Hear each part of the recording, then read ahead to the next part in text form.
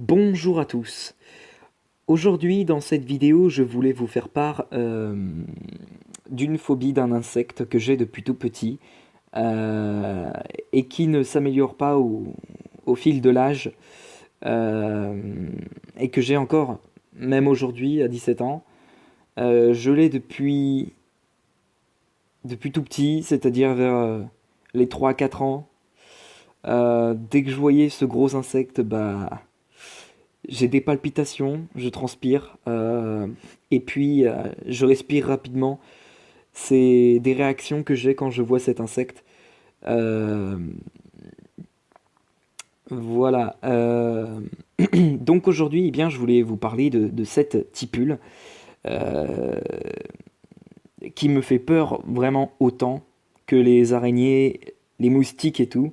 C'est incroyable, mais vrai. Voilà. Donc, cette phobie n'a pas de nom, mais je vais en inventer un. La tipulophobie. Oui, je sais. C'est moi qui l'ai inventé. Ça n'existe bien évidemment pas.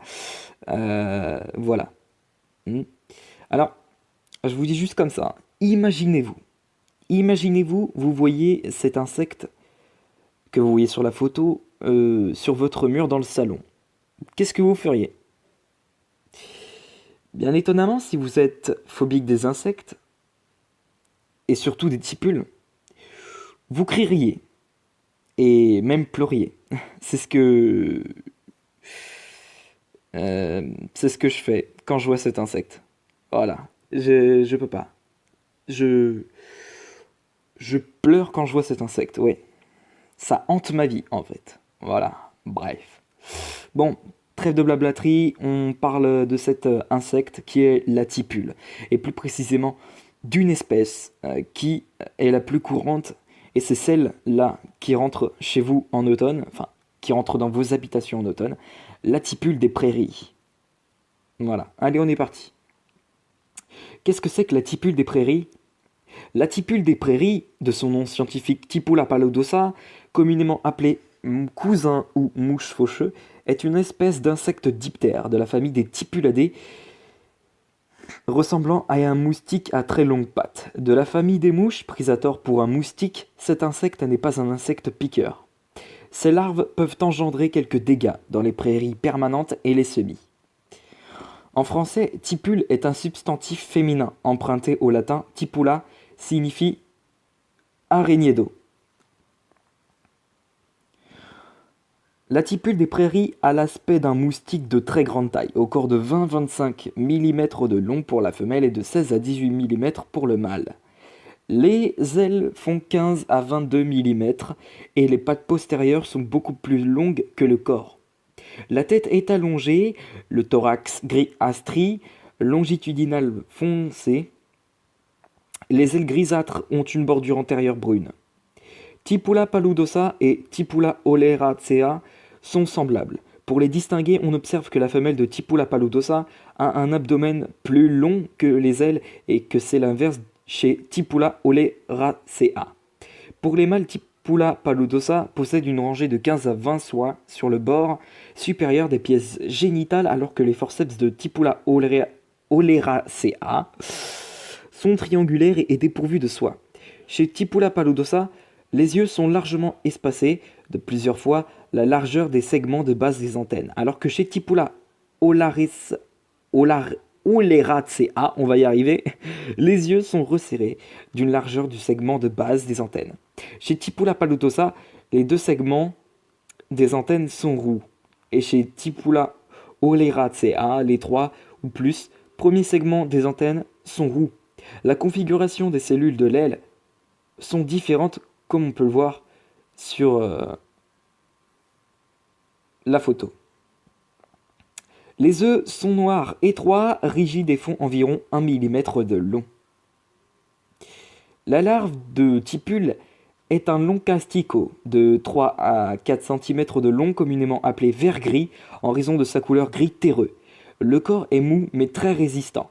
Il s'allonge et se rétracte de façon importante. Il est dépourvu de pattes. La larve vit dans le sol où elle se nourrit de racines de plantes. La tipule des prairies a une seule génération annuelle. Les adultes ont une durée de vie de 10 à 15 jours. Les adultes apparaissent à partir de juin.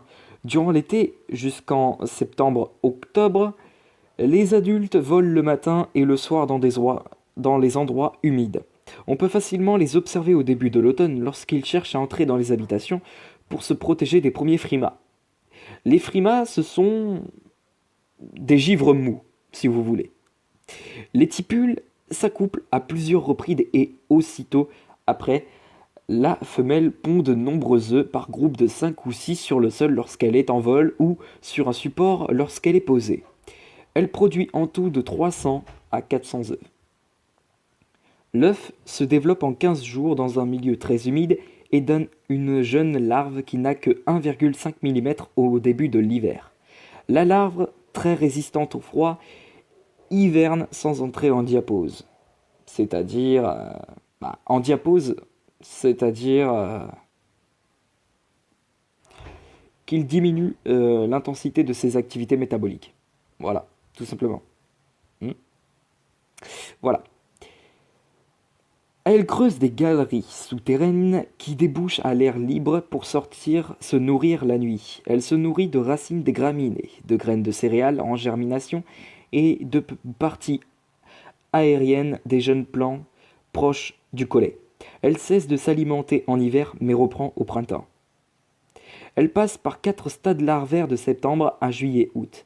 Elle se nymphose dans le sol à partir du mois de juin.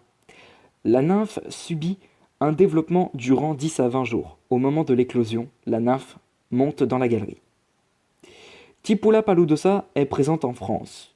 De répartition holoarctique, cette tipule est présente dans toute l'Europe. Elle a été introduite accidentellement en Amérique du Nord. Les tipules sont consommées par les oiseaux et les batraciens. Les larves peuvent commettre des dégâts importants de janvier à mai. Les prairies attaquées jaunissent prématurément par plaques. Des populations de 400 à 1000 larves au mètre carré ont pu être observées lors de la pullulation, on va y arriver, entraînant la destruction complète de la zone infestée. Elle est aussi nuisible aux pelouses et aux gazons des terrains de sport. Les semis de prairie sont très vulnérables aux tipules. Les plantules sont dévorées lorsqu'elles ne font qu'1 à 2 cm de haut. Les céréales d'hiver, blé et orge, sont aussi victimes d'attaques de tipules. La partie souterraine des tiges est coupée, ce qui provoque la mort du pied. Les pousses de pois ou de pommes de terre peuvent être dévorées sous terre. Les plantes ornementales cultivées sous abri, en pépinière ou dans les jardins, peuvent aussi être ravagées par cette larve. Elle fait de grands trous dans les feuilles du bas. Voilà ce qui conclut cette vidéo, j'espère qu'elle vous aura plu. Et puis, on se retrouve demain pour une prochaine vidéo. À demain.